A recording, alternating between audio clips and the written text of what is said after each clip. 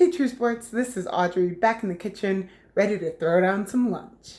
So on the menu today are these chicken and avocado burritos. No worries, we've got our trusty sidekick China here to help us build these. So this recipe is enough for 4 servings.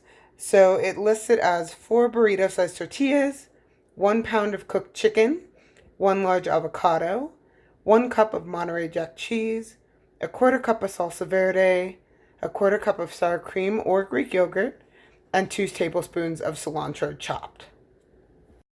The other thing to note here is the recipe for the grilled chicken. So I've already done this bit, but I did lime grilled chicken, and that is 2 tablespoons of taco seasoning and a 1/4 cup of lime juice, or approximately 2 limes.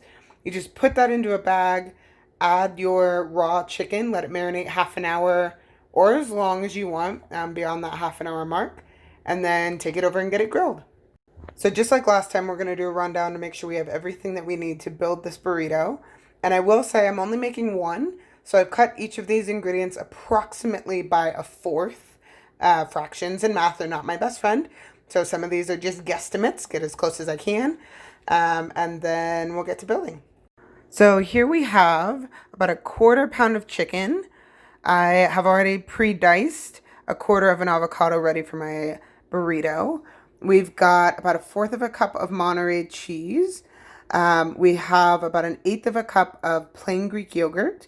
We've got a smidge of salsa verde. That's an accurate measurement, a smidge. I'm using cilantro stir-in paste, fresh, this stuff, the dried stuff, whatever works for you. And then just to show you what my chicken looked like, that's after it was grilled. It's got a real beautiful color from that taco seasoning. And I've actually already built these once before. So what I'm going to end up doing is I'm going to take my avocado, my cheese, my sour cream, and my salsa verde, as well as my cilantro. And I'm going to mix it all in this bowl. And then I'll take that mixture and put it into my tortilla. I find that works easiest. It creates a little bit less of a mess, and it tends to get all the flavors really well incorporated. All right, so we've mixed everything up in this bowl. Next step is I'm going to take this, put it in that burrito, take the chicken, put it in that burrito, do a little roll, and then we'll go put it on the grill. All right, so we've taken the mixture, we've taken the chicken, put it into the tortilla. I'm not an expert at rolling tortillas, but that looks pretty good for today. So we're just going to take this over. I am indoors today. It's a little drizzly out, so I have my grill pan on my stove. It's warm, ready to go. It's got some spray in it.